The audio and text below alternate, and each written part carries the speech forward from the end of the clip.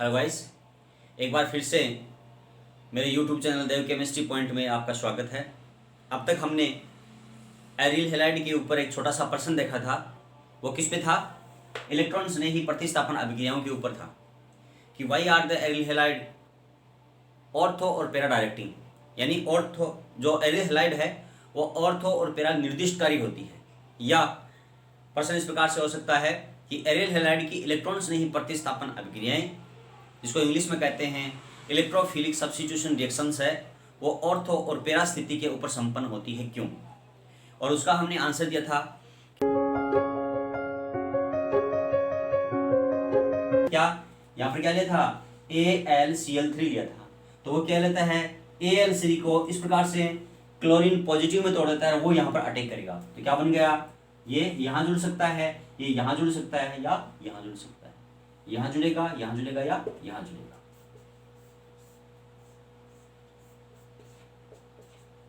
ठीक है, ortho dichloro benzene para dichloro benzene का फॉर्मेशन हो गया है। दूसरा इसके अंदर ये तो क्लोरीनेशन है, दूसरी जो रिएक्शन है वो सल्फोनेशन है।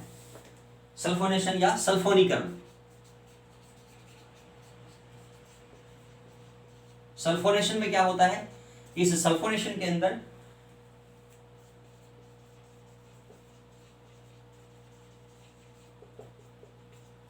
वही वापस क्लोरोबेंजीन ले लिया, या ब्रोमोबेंजीन लेते हैं, या आयोडोबेंजीन लेते हैं। यहां पर मैंने क्लोरीन कर दिया है। प्लस में क्या करते हैं? H2SO4 की रिएक्शन करवाते हैं, सांद्र H2SO4। और सांद्र H2SO4 HNO3 की उपस्थिति में क्या करता है? ये इस प्रकार से ऑर्थो और पैरा प्रोडक्ट का फॉर्मेशन कर लेता है। यहां Cl, यहां आ गया HSO3, और प्लस में क्या बनाएगा? ये क्लोरीन, और यहां पर HSO3, यानी ऑर्थोक्लोरोस बेंजीन सल्फोनिक एसिड और para chloro benzene sulphonic acid. क्या नाम होगा इसका? Para chloro benzene sulphonic acid. ठीक है, पैरा क्लोरो बेंजीन सल्फोनिक अम्ल का निर्माण कर लेता है। और यहां पर कौन सा हो गया? ऑर्थोक्लोरो बेंजीन सल्फोनिक अम्ल का निर्माण हो गया है। किसके साथ है? H2SO4 के साथ है। तो सल्फोनेशन किसे कहते हैं? सल्फोनेशन में क्या होता है? HSO3 का एडिशन होता है। ठीक है, और यहां पर क्या ले लिया आपने? H2SO4 ले लिया गया है। ठीक है, तो यहां पर क्या हो गया? ये सांद्र H2SO4 लिया है, कंसंट्रेट H2SO4 लिया है, और कंसंट्रेट लिखता हूं मैं CN या सांद्र H2SO4 ले लिया है। इस सांद्र H2SO4 के साथ ये क्या होगा? ऑर्थो और पैरा स्थिति पे जुड़ जाता है और ऑर्थो और पैरा उत्पाद निर्माण करता है। तो नाम क्या होगा इसका? इसका para chloro benzene sulphonic acid, इसका ऑर्थो क्लोरो बेंजीन सल्फोनिक अम्ल का निर्माण कर लेता है। किसमें? सल्फोनीकरण। सल्फोनेशन क्या होता है? सल्फोनीकरण क्या होता है कि किसी भी समूह के साथ HSO3 का जुड़ना, एडिशन ऑफ HSO3 और sulphonic acid group is known as sulphonation या सल्फोनीकरण कहते हैं। किसका जुड़ना? HSO3 का जुड़ना सल्फोनीकरण कहलाता है। अगला इसके अंदर है नाइट्रीकरण या नाइट्रेशन।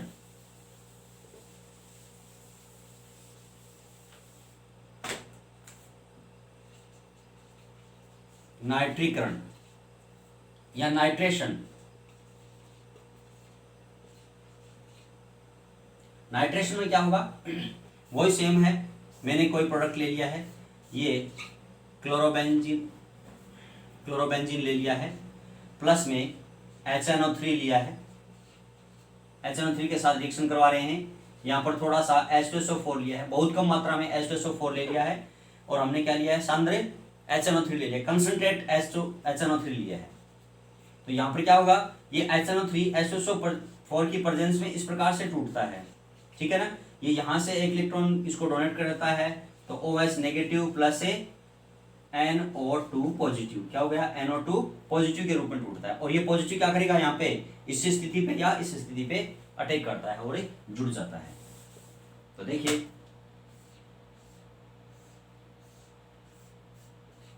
यहाँ गया क्लोरो, यहाँ गया NO2, तो क्या हो गया है? Ortho nitro chlorobenzene. क्या हो गया है? Ortho nitro chloro benzene. ठीक है, नाम क्या हो गया इसका? Ortho nitro chloro benzene. क्या नाम हो गया, फिर से सुने, ऑर्थो नाइट्रो क्लोरो बेंजीन। और प्लस में क्या आ जाएगा? Para nitro chloro benzene. ठीक है, क्या आ जाएगा यहाँ पे? क्लोरीन, और यहाँ क्या हो जाएगा? NO2। तो पैरा नाइट्रो क्लोरोबेंजीन और ऑर्थोनाइट्रो क्लोरोबेंजीन का निर्माण होता है किसमें? नाइट्रीकरण में। तो नाइट्रीकरण या नाइट्रेशन क्या होता है? Addition of NO2 group is known as nitration, या NO2 का योग क्या कहलाता है? नाइट्रीकरण कहलाता है। क्या करते हैं? सांद्र HNO3 के साथ रिएक्शन करवाते हैं, प्रेजेंस किसी लेते हैं? H2SO4 की। किसके साथ है? एरिल हैलाइड के साथ। क्या बनेगा? ऑर्थो और पैरा नाइट्रो क्लोरोबेंजीन का निर्माण हो जाता है, ऑर्थो और पैरा उत्पाद बन जाता है। लास्ट इसकी रिएक्शन रह गई है हुंसडीकर अभिक्रिया, सॉरी फ्रीडल-क्राफ्ट अभिक्रिया, फ्रीडल क्राफ्ट अभिक्रिया।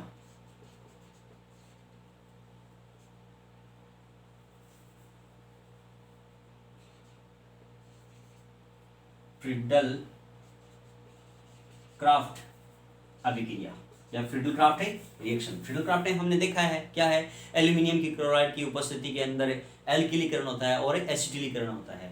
तो मैंने यहाँ पर क्लोरोबेंजीन ले लिया है और क्लोरोबेंजीन की क्रिया करा दी है मैंने मेथिल क्लोराइड के साथ, जो अभिक्रिया हमने पहले देखी है। और उपस्थिति किसकी ले ली है? Aluminium chloride. एल्यूमिनियम क्लोराइड यहाँ पर हेलोजन कैरियर होता है या हेलोजन वाहक होता है और ऑर्थो और पैरा प्रोडक्ट का निर्माण करता है। यहाँ पर कर दिया CH3, ये हो गया। तो क्या हो गया? ऑर्थोक्लोरोटोलुइन। क्या नाम हो गया इसका? ऑर्थोक्लोरोटोलुइन या टोलुइन। और प्लस में क्या बनाएगा? पैरा क्लोरोटोलुइन का निर्माण कर लेगा। ठीक है, ये उत्पाद बना लेगा। ठीक है, ये कहलाता है एल्किलेशन, क्योंकि यहां पर क्या हो रहा है? देखो, एल्किल ग्रुप का योग हो रहा है। अगली रिएक्शन है रिएक्शन विद मेटल या धातु के साथ अभिक्रिया। तो धातुओं के साथ अभिक्रिया में आपको ध्यान रखना है कि यहाँ पर कोई भी धातु ले लेंगे और धातु के साथ है वो शुष्क ईथर लेंगे। ड्राई ईथर है वो उपयोग में लेते हैं, ड्राई ईथर हम यूज करते हैं और धातु के साथ रिएक्शन करवा देंगे तो उत्पाद किस प्रकार से बनता है वो हम देखते हैं।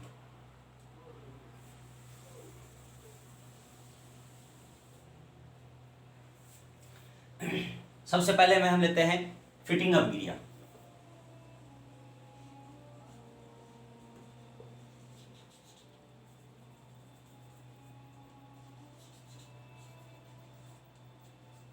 फिटिंग रिएक्शन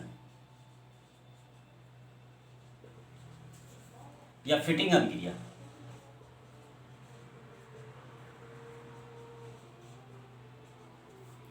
फिटिंग अभिक्रिया में क्या करना है आपको? एरिल हैलाइड ले लेना है और इस एरिल हैलाइड की रिएक्शन है वो 2 मोल सोडियम के साथ करवाते हैं। और जैसे इसके 2 मोल सोडियम के साथ रिएक्शन करवाते हैं तो देखिए यहां से NaCl का निष्कासन हो जाता है। ठीक है, जैसे ही NaCl का निष्कासन होता है, माइनस NaCl कर दिया मैंने, यानी 2 निष्कासित हो रहा है NaCl। तो देखिए ये जो फेनिल ग्रुप बच गया, यहां पर भी फेनिल ग्रुप बच गया, तो क्या बन गया? किसका फॉर्मेशन होगा?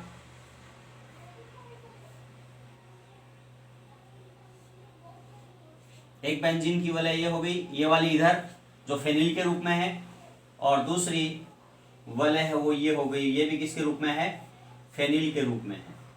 तो क्या बन गया यहाँ पर? एक डाइफेनिल बन गया है। क्या बना है यहाँ पे? डाइफेनिल। डाइफेनिल का निर्माण हो गया है। अब इस अभिक्रिया को देखिए, क्या ये अभिक्रिया किसी से मिलती जुलती है? हाँ, किससे है? वोर्ड्स अभिक्रिया में। वोर्ड्स अभिक्रिया में यहाँ पे क्या लिया था? एल्किल हैलाइड लिया था, और यहाँ पर भी क्या लिया था हमने? एल्किल हैलाइड लिया था, और यहाँ क्या लिया था? सोडियम। ठीक है, उपस्थिति सबकी सेम होती है। ईथर की उपस्थिति लेते हैं, जो मैं पहले ही बता चुका हूं कि जब हम धातुओं के साथ रिएक्शन करवाएंगे तो वहां पर शुष्क ईथर लेंगे, ड्राई एथर लेंगे। तो शुष्क ईथर है वो उपस्थिति लेंगे, और एरिल हैलाइड की हम रिएक्शन कराते हैं तो बाइफेनिल का निर्माण होता है। ठीक है, यहाँ पर बेंजीन क्लोराइड या क्लोरोबेंजीन ले लिया मैंने, क्लोरोबेंजीन, यहां पर मैंने क्लोरोबेंजीन ले लिया है। तो क्लोरोबेंजीन ये है, क्लोरोबेंजीन ये है, तो क्या हो गया, 2 मोल क्लोरोबेंजीन है, वो 2 मोल सोडियम धातु के साथ, मेटल के साथ रिएक्शन करता है शुष्क ईथर की उपस्थिति में, तो डाइफेनिल का निर्माण होता है। यह अभिक्रिया कौन सी होती है, फिटिंग अभिक्रिया हो रही है। ये समझे, इनको समझना चाहें तो क्या करते हैं कि एरिल हैलाइड आपस में हेलोजन का निष्कासित करके फिट हो जाते हैं, देखो, तो इसलिए इसको वैसे याद रख सकते हैं कि एरिल हैलाइड क्या हो जाते हैं, एक दूसरे के साथ फिट हो जाते हैं। तो कौन सी अभिक्रिया हो गई, वो फिटिंग रिएक्शन हो गई, सिर्फ याद रखने के लिए।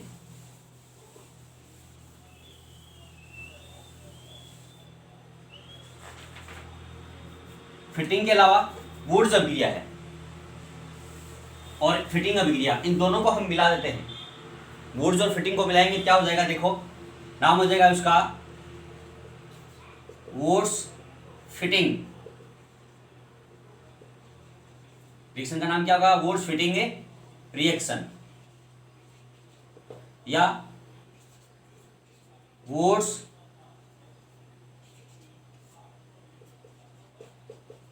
फिटिंग अभिक्रिया। इस अभिक्रिया में क्या होगा कि जो अपने वुड्स अभिक्रिया में लिया था वो एक तो अभिकारक वो ले लेंगे रिएक्टेंट, और एक जो फिटिंग अभिक्रिया में लिया है वो रिएक्टेंट ले लेते हैं। तो देखो वुड्स अभिक्रिया में हमने क्या लिया था, एल्किल हैलाइड लिया था, और यहां पर क्या लिया था हमने, Cl ले लें। तो यहां पर क्या हो गया है, वुड्स अभिक्रिया वाला उत्पाद अभिकारक हो गया, और प्लस में क्या लेते हैं, 2 मोल सोडियम लेते हैं। और अब क्या करेंगे, एक तो मैंने ले लिया वुड्स अभिक्रिया वाला, एक क्या ले लेंगे यहाँ पर, फिटिंग अभिक्रिया वाला। तो यहाँ पर क्या ले लिया मैंने, ये फिटिंग वाला रिएक्टेंट या अभिकारक ले लिया है। वही प्रेजेंट किसकी होगी, ड्राई एथर या शुष्क ईथर की उपस्थिति होगी। प्रोडक्ट क्या बनेगा, यहां से वही 2NaCl का निष्कासन होगा। तो यहां पर क्या बन जाएगा, देखो, ये फेनिल और ये एल्किल समूह दोनों जुड़ जाएंगे, तो R ये यहां पर जुड़ जाएगा, ठीक है, और प्लस में क्या बन जाएगा, 2NaCl। तो यहां देखें कि जो हमने वुड्स अभिक्रिया ली है और जो फिटिंग अभिक्रिया ली है, इन दोनों के जो अभिकारक है या रिएक्टेंट है उसकी रिएक्शन किसके साथ कराते हैं, सोडियम मेटल के साथ शुष्क ईथर की उपस्थिति में करवाते हैं, तो एल्किल बेंजीन का निर्माण होता है। ठीक है, यहां पर यदि हम ले लेते हैं CH3, ठीक है, तो यहां पर भी क्या आ जाएगा, CH3, और इसको मैं सीधा लिख देता हूं इस प्रकार से ताकि आप कंफ्यूज ना हो। ये आपने कर दिया यहाँ पे CH3, तो मेथिल बेंजीन या क्या बोलते हैं इसको, टोल्यूइन, मेथिल बेंजीन या क्या बोलते हैं इसको, टोल्यूइन बोलते हैं। ठीक है, तो ये कौन सी हो गई, वुड्स और फिटिंग अभिक्रिया दोनों साथ हो गई, इसीलिए क्या कहते हैं, वुड्स फिटिंग अभिक्रिया कहते हैं।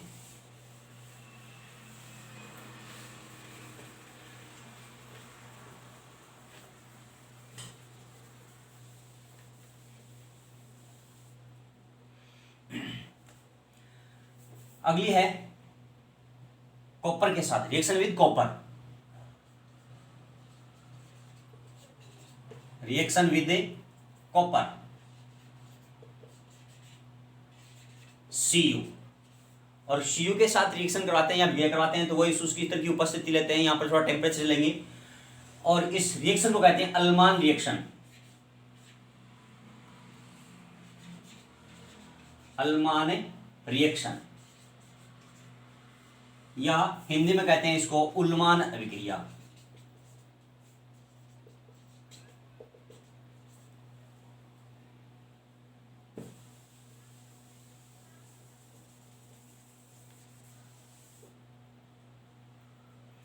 क्या लेंगे इसके अंदर, वही एरिल हैलाइड ले लेंगे,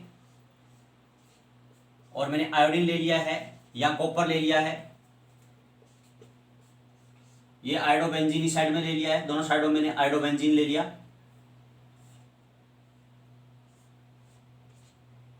और अब क्या करेंगे, इसको थोड़ा सा गर्म करते हैं। ठीक है, तो कॉपर से ये दोनों निष्कासित हो जाएंगे, उपस्थिति वही लेंगे, शुष्क ईथर की उपस्थिति लेते हैं, यहां पर मैंने लिखा नहीं है, तो ड्राई एथर लेंगे यहाँ पे, तो क्यूप्रिक आयोडाइड निष्कासित हो जाएगा। तो क्या बन जाएगा, ये देखिए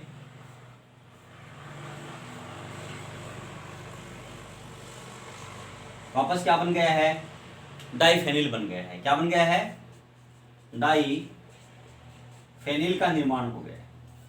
ठीक है, निष्कासित क्या होगा, CuI2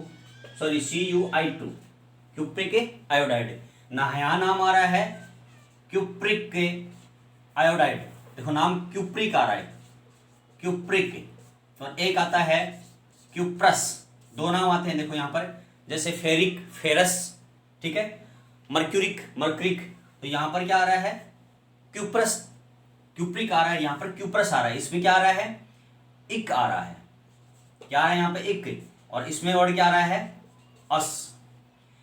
यहाँ पे सफिक्स इक है और यहाँ पर सफिक्स अस है। इक का तो मीन्स हो गया हायर ऑक्सीडेशन नंबर, और अस का मीन्स क्या हो गया, लोएस्ट ऑक्सीडेशन नंबर। जैसे मैं क्यूप्रस लिखूं तो क्यूप्रस का मतलब क्या हो गया, कॉपर की ऑक्सीडेशन नंबर कितनी हो गई, 1। और क्यूप्रिक लिखता हूं, इसका मतलब कॉपर की ऑक्सीडेशन नंबर कितनी हो गई, 2। अर्थात जब इक नाम आए तो इसका मतलब उसका हाईएस्ट ऑक्सीडेशन स्टेट में रहेगा वह एलिमेंट, और यदि अस आता है इसका मतलब वह लोएस्ट ऑक्सीडेशन स्टेट में रहेगा। जैसे हम कॉपर का देखें तो कॉपर की +1 और +2 होती है ऑक्सीडेशन स्टेट है, तो यहाँ पर +2 आता है तो हो गया इक, और +1 आता है तो हो गया अस। ठीक है, इसका नाम क्या हो गया, क्यूप्रिक आयोडाइड, क्यूप्रिक आयोडाइड।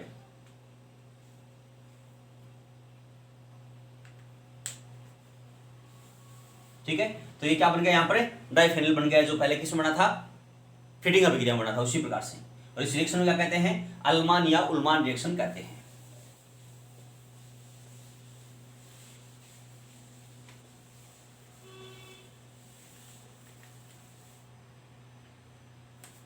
अगली रिएक्शन है रिएक्शन विद मैग्नीशियम, यानी Mg के साथ किस प्रकार से रिएक्शन करता है, तो बहुत ही आसान है। ड्राई एथर लेंगे वही, और यहां पर मैंने ले लिया ब्रोमोबेंजीन ले लिया है। क्लोरोबेंजीन के लिए है वो, ऊपर से 30 की तरह की नहीं लेंगे। वहां पर हम टेट्राहाइड्रोफ्यूरेन लेते हैं। प्लस में क्या कराया हमने, Mg के साथ रिएक्शन करवाई, और क्या ले लिया मैंने, शुष्क ईथर ड्राई एथर लिया है। तो क्या बन जाएगा, यहाँ पर ये बन गया, इधर देखिए यहां Mg इसके साथ जुड़ जाएगा, और यहां पर हो गया Br, तो क्या हो गया, फेनिल मैग्नीशियम ब्रोमाइड। ठीक है, या क्या नाम होगा इसका, फेनिल मैग्नीशियम ब्रोमाइड, या बेंजीन मैग्नीशियम ब्रोमाइड बन गया है।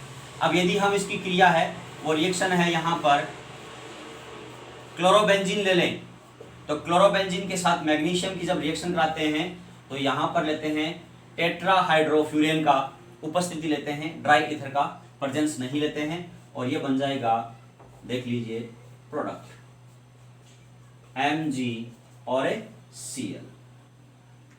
ठीक है, phenyl magnesium chloride, phenyl magnesium bromide. तो यहां पर फेनिल मैग्नीशियम क्लोराइड प्राप्त करने के लिए हमने क्या लिया है, THF टेट्राहाइड्रोफ्यूरेन लिया है, जबकि इनको ग्रीनार अभिकर्मक भी बोलते हैं। क्या बोलते हैं इनको, ग्रीनार अभिकर्मक बोलते हैं। एल्किल मैग्नीशियम हेलाइड या एरिल मैग्नीशियम हेलाइड को क्या बोलते हैं हम, ग्रीनार अभिकर्मक बोलते हैं। ये एरोमेटिक हो गया और वो एनोरोमेटिक था।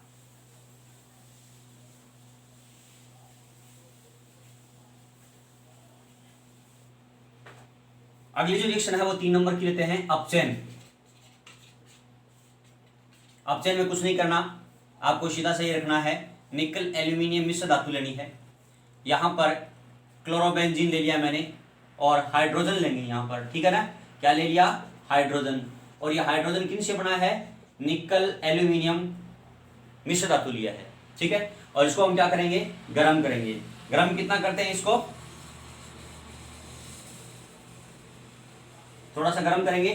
तो गर्म करेंगे तो यहाँ से क्या बन निकलेगा, हाइड्रोजन निष्कासित होगा ये वाटर के साथ, और जैसे हाइड्रोजन निष्कासित होगा क्या बना लिया इसने, बेंजीन प्लस से HCl का फॉर्मेशन हो गया। ठीक है, तो अपचयन करने पर एरिल हैलाइड का अपचयन करते हैं या रिडक्शन करते हैं तो क्या बनता है, बेंजीन बनता है।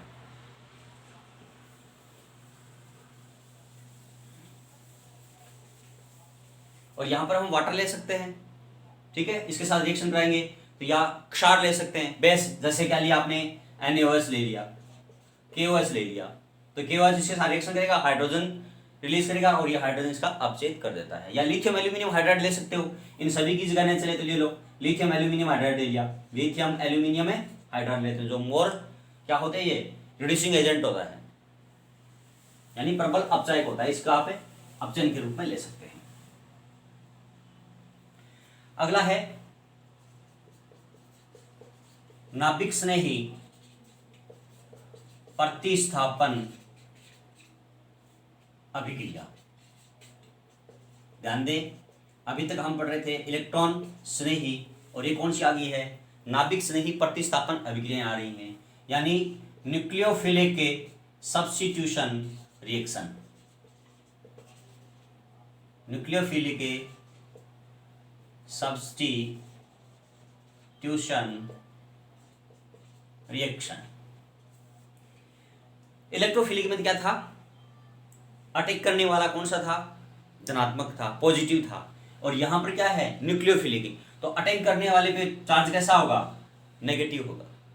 ठीक है, तो यहां पर हम देखें कि जो न्यूक्लियोफिलिक सब्स्टिट्यूशन रिएक्शन है वो हमने एल्किल हैलाइड के अंदर देखी थी, और एल्किल हैलाइड के अंदर यहां पर हमने OH लिया था नेगेटिव, और क्या बना लिया था, ROH प्लस क्या बना दिया था, X से यहां से रिमूव हो गया था।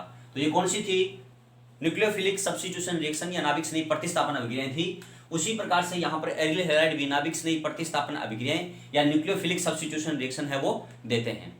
लेकिन थोड़ा सा अंतर होगा कि हमने क्लोरोबेंजीन की अनुनादी संरचना देखी थी, रिजोनेंस स्ट्रक्चर देखी थी हमने किसकी, क्लोरोबेंजीन की, और क्लोरोबेंजीन की रिजोनेंस स्ट्रक्चर के अंदर आपने देखा था कि ये क्लोरीन के जो यहाँ पर 2 लोन पेयर ऑफ इलेक्ट्रॉन है, इधर भी ये लोन पेयर ऑफ इलेक्ट्रॉन है, ये 2 लोन पेयर ऑफ इलेक्ट्रॉन यहाँ पर बॉन्ड बना लेते हैं, और बॉन्ड बनाने में हमने इसकी रेजोनेंस स्ट्रक्चर में इस प्रकार से देखा था कि यहाँ पर क्लोरीन है वो डबल बॉन्ड बना लेता है, खुद पर कौन सा चार्ज आता है, पॉजिटिव चार्ज आता है।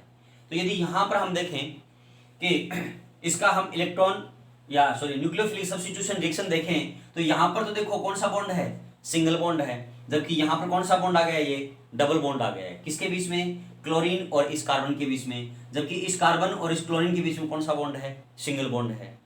तो सीधी सी बात है कि एल्किल हैलाइड है वो नाभिक स्नेही प्रतिस्थापन अभिक्रिया या न्यूक्लियोफिलिक सब्स्टिट्यूशन रिएक्शन के प्रति मोर रिएक्टिव होते हैं या अधिक क्रियाशील होते हैं, जबकि एरिल हैलाइड कम होंगे। कारण क्या होता है कि इसकी अनुनादी संरचना के अंदर या रिजोनेंस स्ट्रक्चर में यहाँ पर हेलोजन और इस द्विआबंध जो कार्बन है, एरिल कार्बन, इस कार्बन के बीच में आंशिक द्विआबंध या डबल बॉन्ड हो जाता है, और इस डबल बॉन्ड के कारण ये लेस रिएक्टिव होते हैं किसके प्रति, न्यूक्लियोफिलिक सब्स्टिट्यूशन रिएक्शन के प्रति या नाभिक स्नेही प्रतिस्थापन अभिक्रियाओं के प्रति कम क्रियाशील होते हैं।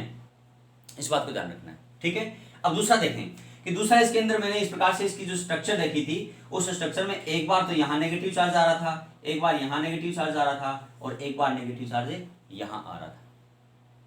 ठीक है, तो इस प्रकार से इसका नेगेटिव चार्ज आ रहा था। तो अब इसमें क्या करेगा कि न्यूक्लियोफाइल, जैसे न्यूक्लियोफाइल क्या ले लिया मैंने, OH, तो देखो OH पर पहले से क्या है, नेगेटिव चार्ज है, और यहाँ पर भी ऑर्थो और पैरा स्थिति पर क्या है, नेगेटिव चार्ज है। ठीक है ना, इसे जो क्लोरोबेंजीन लिया मैंने, इस क्लोरोबेंजीन के ऑर्थो और पैरा स्थिति पर जो ये इस प्रकार से रिजोनेंस स्ट्रक्चर के अंदर जो 5 अनुनादी संरचनाएं बनी थी उसको सबको मिलाकर मैं बता रहा हूँ। ठीक है ना, तो यहाँ पर बेंजीन यहाँ पर भी आ रहा था, एक बार यहाँ आ रहा था, एक बार यहाँ आ रहा था, अर्थात ऑर्थो और पैरा स्थिति पे क्या आ रहा है, नेगेटिव चार्ज आ रहा है, और अटैकिंग एजेंट भी क्या है, नेगेटिव चार्ज वाला है। तो यहाँ पर इलेक्ट्रॉन घनत्व अधिक होने के कारण, इलेक्ट्रॉन डेंसिटी अधिक होने के कारण क्या ये इसके ऊपर अटैक करेगा, नहीं कर पाएगा। तो दूसरा कारण ये भी है कि ये क्या होती है, न्यूक्लियोफिलिक सब्स्टिट्यूशन रिएक्शन के प्रति क्या होती है, ये कम क्रियाशील होती है। किससे, एल्किल हैलाइड से। तो देखें, हाँ दूसरा इसके अंदर एक और प्रश्न बनता है कि यदि 2 हम ले, एक तो यहां पर क्लोरोबेंजीन ले लिया और दूसरा यहां ले लें ऑर्थो नाइट्रोक्लोरोबेंजीन, और इनमें से आपसे पूछ ले कि न्यूक्लियोफिलिक सब्स्टिट्यूशन रिएक्शन के प्रति, और तीसरा मैं वही लिख देता हूं RX या RCl कर दिया मैंने क्योंकि यहां पर भी क्लोरीन ले रखा है, एल्किल क्लोराइड या क्लोरोबेंजीन या ऑर्थोनाइट्रोक्लोरोबेंजीन, इन तीनों में से अधिक क्रियाशील कौन सा है? ठीक है, इस प्रकार से प्रश्न पूछ ले, या इन दोनों में से पूछ ले कि इन दोनों में से अधिक क्रियाशील कौन है, तो ये बात आ जाएगी कि इनमें ये तो कम क्रियाशील है और ये ज्यादा, तो क्या हो जाएगा ऐसे। क्यों होगा कि इसमें देखिए, मैं इसको ऐसे इसका स्ट्रक्चर लिखता हूं, ये किसका स्ट्रक्चर है? नाइट्रो ग्रुप का। नाइट्रो ग्रुप में जैसे ही इलेक्ट्रॉन इसकी तरफ, ऑक्सीजन की तरफ मूव करेंगे, क्योंकि इसकी इलेक्ट्रोनेगेटिविटी ज्यादा है नाइट्रोजन से, तो इलेक्ट्रॉन इसकी तरफ जाएंगे, तो इस पर कौन सा चार्ज आ गया? नेगेटिव। ठीक है, और इस पर चार्ज कौन सा आ गया? पॉजिटिव। इस पॉजिटिव चार्ज को ये अपने आप को संतुलित करने के लिए इस बॉन्ड के इलेक्ट्रॉन ये ले लेगा, और जैसे इस बॉन्ड के इलेक्ट्रॉन ये ले लेता है, तो यहाँ पर कौन सा बॉन्ड आ गया? पॉजिटिव। सो यहाँ पर डबल बॉन्ड आ गया, और यहाँ से इलेक्ट्रॉन गया है तो यहाँ पर कौन सा आवेश आ गया? पॉजिटिव आ गया। ठीक है ना। तो अब देखिए यहाँ पर ये जो OH लिया था, OH पर क्या है? नेगेटिव चार्ज है, न्यूक्लियोफिलिक है, और यहाँ पर देखिए इलेक्ट्रॉन डेंसिटी कम हो गई है, इलेक्ट्रॉन घनत्व कम हो गए, तो आसानी से ये यहाँ पर अटैक कर सकता है। जबकि यहाँ पर क्या आते हैं? यहाँ सॉरी यहाँ और यहाँ क्या रहता है? नेगेटिव चार्ज, और नेगेटिव चार्ज अटैक नहीं कर सकता। इसलिए क्या करेगा कि क्लोरोबेंजीन की अपेक्षा ऑर्थोनाइट्रोक्लोरोबेंजीन अधिक क्रियाशील होता है किसके प्रति? नाभिक स्नेही प्रतिस्थापन अभिक्रियाओं के प्रति। क्यों? क्योंकि ये इस रिंग से क्या कर लेता है? इलेक्ट्रॉन अपनी ओर आकर्षित कर लेता है, जिससे इस बेंजीन की वलय के ऊपर, बेंजीन रिंग के ऊपर इलेक्ट्रॉन डेंसिटी कम हो जाती है, या इलेक्ट्रॉन घनत्व कम हो जाता है। इसीलिए क्लोरोबेंजीन की अपेक्षा नाइट्रोक्लोरोबेंजीन क्या करता है? नाभिक स्नेही प्रतिस्थापन अभिक्रियाओं के प्रति अधिक क्रियाशील होता है। और यदि इसके स्थान पर एक और ले लें, ठीक है ना, जैसे मैं रिएक्शन आपको लेके बताता हूं कि जैसे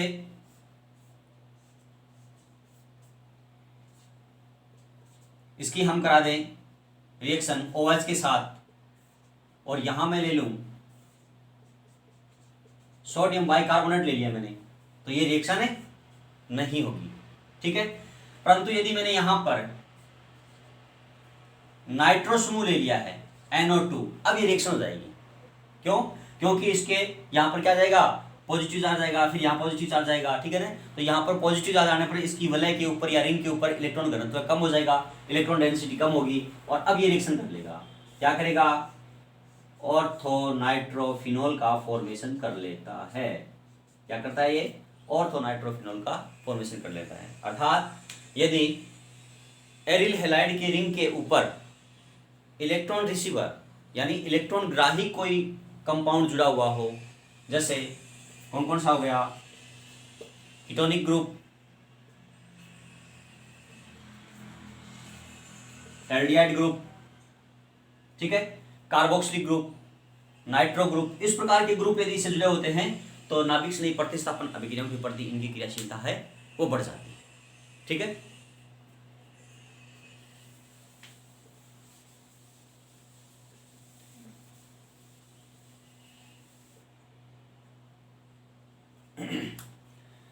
अगला क्लोरोबेंजीन के साथ क्यूप्रिक साइनाइड की रिएक्शन कराते हैं। इसको गर्म करेंगे तो गर्म करेंगे क्या बना जाएगा? यहां पर ये CN हो जाएगा, और यहां से ये हट जाएगा तो क्या बन गया? CuCl2। तो क्या बन गया? यहां पर क्यूप्रस क्लोराइड बन गया। और यहां पर क्या है? ये CN है, वो इसको यहां से हटा दिया और क्या हो गया है? यहां जुड़ गया है। यहां पर देखें क्यूप्रस साइनाइड को देखें हम इसको, तो इस पर कैसा चार्ज है? नेगेटिव। इस पर चार्ज कैसा है? पॉजिटिव। तो ये देखो यहाँ पर नेगेटिव चार्ज वाला है, और क्लोरीन भी कैसा यहाँ पर है? नेगेटिव चार्ज वाला। तो एक नाभिक स्नेही ने दूसरे नाभिक स्नेही को हटा दिया, तब ये नाम क्या हो गया? नाभिक स्नेही प्रतिस्थापन अभिक्रिया हो गया। टेम्परेचर की बात कर रहा था तो 475 केल्विन टेम्परेचर लेते हैं। आप चाहो तो लिख सकते हो, लेकिन कोई नहीं पूछता। कितना टेम्परेचर लेते हैं? 475 केल्विन टेम्परेचर लेते हैं।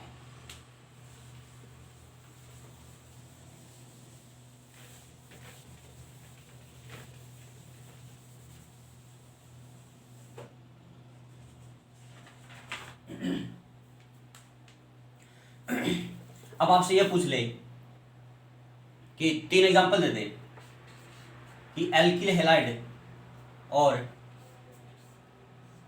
ये एरिल हैलाइड और बेंजिल हैलाइड, यहां पर CH2X दे दिया। ये तीन चीजें दे दी, एक तो आपके है एल्किल हैलाइड, फिर एरिल हैलाइड, और फिर क्या दे दिया आपको, बेंजिल हैलाइड। कि इन तीनों में से अधिक क्रियाशील कौन है? भाई वहां पर नाइट्रो लिया था तो हमें पता लगा कि नाइट्रो वाला ज्यादा होगा, किससे, क्लोरो से, लेकिन एल्किल हैलाइड से कम था। ठीक है ना, एल्किल हैलाइड से कम था, nitro chloro nitro ortho nitro chlorobenzene ये ज्यादा था। लेकिन अब ये साथ में दे दे, बेंजिल दे दे। ये कौन सा है? Benzyl halide, benzyl halide. ये हेलोबेंजीन और ये हेलो एल्किल। अब तीनों में से पूछ ले कि ज्यादा क्रियाशील कौन है, तो देखिए इन दोनों को हमें पता है कि इसमें डबल बॉन्ड आ जाता है, इसलिए कम क्रियाशील है, ये ज्यादा है। तो इन दोनों को तो हमने देख लिया कि alkyl halide more reactive compare to aryl halide. ठीक है ना, ये दोनों का। अब इसकी हम देखें तो इसका क्या है, हम इस प्रकार से देखें इसको। देखिए फिर से बड़ा बन गया,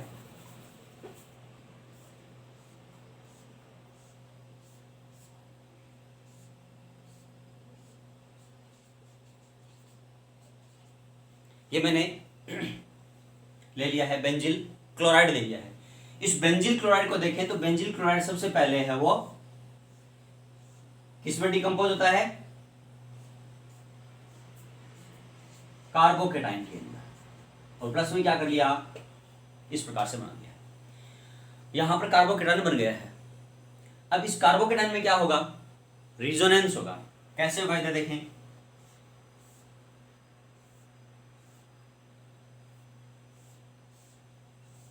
अनुनाद उत्पन्न हो जाएगा, इधर डबल बॉन्ड, ये डबल बॉन्ड और ये डबल बॉन्ड। अब ध्यान से देखें कि ये, मैं इसको -Cl कर देता हूं, इसको हटा देता हूं बात, कि ये जो यहां पर पॉजिटिव चार्ज है, इस पॉजिटिव चार्ज को ये बॉन्ड वाले इलेक्ट्रॉन है वो हटा देंगे। जैसे ये डबल बॉन्ड के इलेक्ट्रॉन इन दोनों के बीच में आएंगे, क्योंकि ये ऐसे बॉन्ड है, और बॉन्ड फिर कैसे हो जाएगा, ऐसे बॉन्ड हो जाएगा। पहले तो बॉन्ड इस प्रकार से है, ठीक है ना, ये बॉन्ड इस प्रकार से है, लेकिन जैसे ही इलेक्ट्रॉनों का स्थानांतरण होगा ये बॉन्ड इस प्रकार से हो जाएगा। तो कैसे हो जाएगा स्ट्रक्चर, ये वाले स्ट्रक्चर हो जाएंगे। कैसे? डबल बॉन्ड आ जाएगा, किसके साथ है, CH2 के साथ। जब ये डबल बॉन्ड CH2 के साथ आएगा तो ये बॉन्ड यहाँ जा रहा है, तो ये बॉन्ड क्या हो जाएगा, यहाँ से हट जाएगा, और यहाँ पर चार्ज क्या आ जाएगा, पॉजिटिव आ जाएगा। अगले में क्या करेगा कि इस पॉजिटिव चार्ज को हटाने के लिए यहाँ के इलेक्ट्रॉन इन दोनों के बीच में आ जाएंगे, और स्ट्रक्चर क्या हो जाएगी, इस प्रकार से हो जाएगी। देखो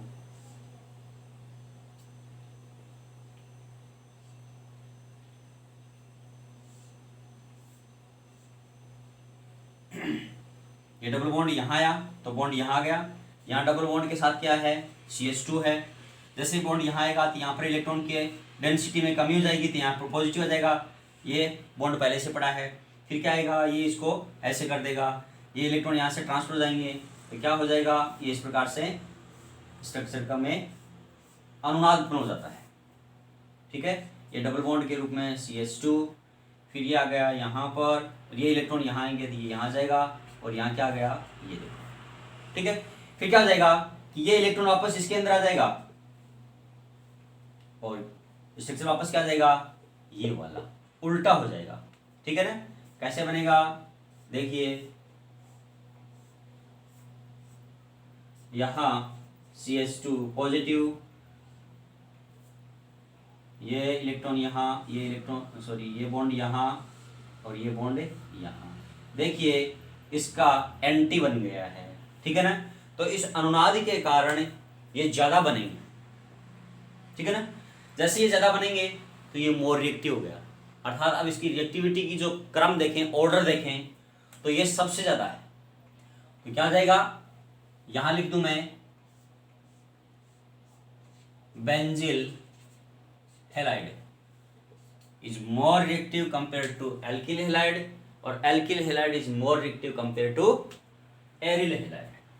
ठीक है, तो इस प्रकार से हम देखते हैं कि एरिल हैलाइड एल्किल हैलाइड से कम क्रियाशील होता है और बेंजिल हैलाइड है वो एल्किल हैलाइड से भी ज्यादा क्रियाशील होता है।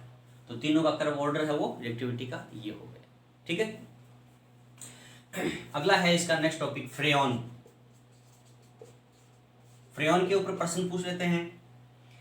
क्या प्रश्न पूछते हैं फ्रेयॉन के ऊपर कि फ्रेयॉन का नाम क्या होगा, फ्रेयॉन के यूजेस क्या हो सकते हैं। छोटी कंपटीशन एग्जामों के अंदर, नीट के अंदर भी इसका नाम पूछ लेते हैं कई बार।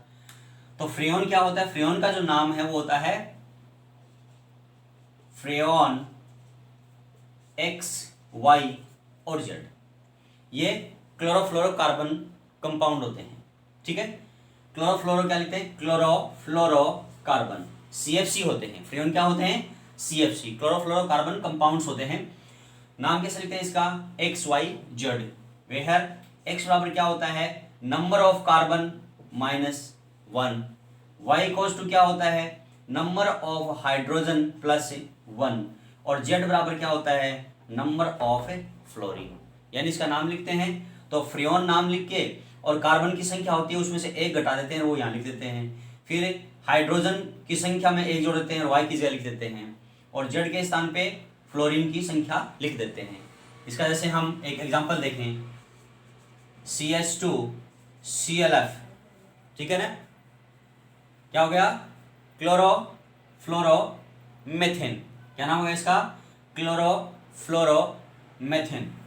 तो इस क्लोरोफ्लोरोमेथेन का फ्रेयॉन के रूप में किस प्रकार से हम नाम लिखें, तो इधर देखिए, पहले मैंने नाम लिख दिया फ्रेयॉन। फ्रेयॉन लिखने या फ्रीओन लिख दो, चाहे फ्रेयॉन लिख दो या फ्रीओन लिख दो, एक ही बात है। फ्रेयॉन या फ्रीओन एक ही बात है। तो यहां पर एक्स लिया मैंने, कार्बन की संख्या कितनी है, एक में से एक घटा दिया मैंने। यहाँ कार्बन की संख्या कितनी है, एक है, तो एक में से एक घटा दिया, कितना हो जाएगा, 0, तो 0 यहाँ पर लिखेंगे नहीं। फिर क्या गए हम, वाई पाए, वाई पे क्या है, वाई बराबर क्या है, हाइड्रोजन, हाइड्रोजन की संख्या कितनी है, 2 में एक जोड़ा कितना हो गया, 3, ठीक है, तो हमने 3 लिख दिया यहाँ पर। फिर क्या है, जेड बराबर क्या है, फ्लोरीन की संख्या, फ्लोरीन की संख्या कितनी है, नंबर ऑफ फ्लोरीन कितना है यहाँ पर, 1, इसको मैंने लिख दिया ये। तो नाम क्या होगा इसका, फ्रेयॉन 3,1। दूसरा एग्जांपल देखते हैं, CHClF2, ठीक है। तो अब इसका नाम क्या हो जाएगा, कार्बन की संख्या कितनी है, देखो नाम वैसे लिख दिया पहले, फ्रेयॉन, क्या लिखा है इसका, फ्रेयॉन, या इंग्लिश में लिखो तो फ्रेयॉन लिख दो, फ्रेयॉन, ठीक है। तो फ्रेयॉन, कार्बन कितने हैं, x, 1 -1 0 लिखो मत। फिर क्या आएगा, y बराबर क्या आता है, हाइड्रोजन संख्या +1, तो हाइड्रोजन 1 है, 1 कितना हो गए, 2। फिर क्या हो गए, फ्लोरीन कितने हैं, F यहाँ पर 2 है, तो नाम क्या होगा इसका, फ्रेयॉन 2,2। यहाँ पर क्लोरीन की संख्या को हम नहीं लिखते हैं, ठीक है ना। एक एग्जांपल और लेते हैं, C2HCl3, ठीक है ना, तो इसका F2, इसका यदि हम नाम लिखें तो क्या हो जाएगा, कार्बन की संख्या कितनी है, देखो फ्रेयॉन, तो फ्रेयॉन लिख दिया आपने, फ्रेयॉन। फिर क्या लिखा आपने, कार्बन की संख्या कितनी है, 2 में से घटाया कितना बच गया, 1। फिर क्या लिखा आपने, y क्या पे है, हाइड्रोजन, हाइड्रोजन संख्या कितनी है, 1, तो 1 कितना हो गया, 2, तो फ्रेयॉन 1,2। फिर जेड क्या है, फ्लोरीन की संख्या, फ्लोरीन कितना है यहाँ पर, 2, तो 2 का 2 लिख दो, तो नाम क्या होगा इसका, फ्रेयॉन 1,2,2। इस प्रकार से इसका नाम फ्रेयॉन हो गया। अब इसके इफेक्ट्स क्या है, फ्रेयॉन का जो दुष्प्रभाव है वो क्या है। फ्रेयॉन देखो क्या है कि बहुत ही हल्का होता है और ये बहुत ही लंबे समय तक पड़ा रहता है, इसमें कोई प्रभाव नहीं पड़ता। जैसे हम आजकल तो है हाइड्रोफ्लोरोकार्बन यूज करते हैं एयर कंडीशनर के अंदर, रेफ्रिजरेटर के अंदर, लेकिन पहले क्लोरोफ्लोरोकार्बन होता था। हालांकि आज भी लोकल ब्रांडों के अंदर क्लोरोफ्लोरोकार्बन ही उपयोग में होता है, तो ये अभी वर्जित है उपयोग में लेना, फिर भी इसका उपयोग हो रहा है। तो क्या करता है क्लोरोफ्लोरोकार्बन, जैसे मैंने ले लिया CHCl2 और F, ठीक है, क्या लिया मैंने, डाइक्लोरोफ्लोरोमेथेन लिया है, डाइक्लोरोफ्लोरोमेथेन लिया है। तो ये क्या करेगा कि सनलाइट है, उस सनलाइट से Hν के जो फोटोन है, रेज, उससे UV से Hν के बराबर है वो एनर्जी को गेन कर लेता है, ऊर्जा ग्रहण कर लेता है, और ऊर्जा ग्रहण करने के बाद में ये फ्री रेडिकल के अंदर टूट जाता है। किसमें टूटता है ये? फ्री रेडिकल के अंदर, मुक्त मूलक के अंदर टूट जाता है। यहाँ देखो क्लोरीन का मुक्त मूलक बना है, free radicals of A chlorine, chlorine का मुक्त मूलक बना है। ये क्लोरीन का मुक्त मूलक क्या होता है कि जो समताप मंडल है, उस समताप मंडल के अंदर है ओजोन लेयर होती है, क्योंकि वहां पर ओजोन गैस होती है, ओजोन गैस की डेंसिटी ज्यादा होती है, तो उस ओजोन लेयर के अंदर ओजोन गैस के साथ ये रिएक्शन करेगा। कौन? मुक्त मूलक क्लोरीन का, और ये इसको डिकम्पोज कर देता है किस रूप में? यूवी की प्रेजेंस के अंदर सी ऑक्सीजन और ऑक्सीक्लोरो मुक्त मूलक में। किसमें तोड़ देता है ये? ऑक्सीजन में और ऑक्सीक्लोरो मुक्त मूलक के अंदर इसको तोड़ देता है। फिर क्या करता है? ऑक्सीक्लोरो मुक्त मूलक है वो फिर से ओजोन के साथ रिएक्शन करता है, और ओजोन के साथ रिएक्शन करके क्या बनाता है? ये O2 बना लेता है। क्या बना लेता है? O2 का फॉर्मेशन कर लेता है, और प्लस में क्या बना लिया इसने? 2 फ्री रेडिकल। अब ध्यान दें यहाँ पर हमने कितना मुक्त मूलक हुआ था? 1 फ्री हुआ था। यहाँ पर कितने बन गए? 2 बन गए। 1 से क्या बना है? 2। इस प्रकार से ये रिएक्शन है वो चेन के रूप में आगे चलती रहती है, और जो ओजोन की डेंसिटी है वो धीरे धीरे कम होने लगती है, और इसे कहते हैं डिफ्लेक्शन ऑफ ओजोन लेयर या ओजोन परत का क्षरण। तो उसके लिए ये नुकसानदायक होती है।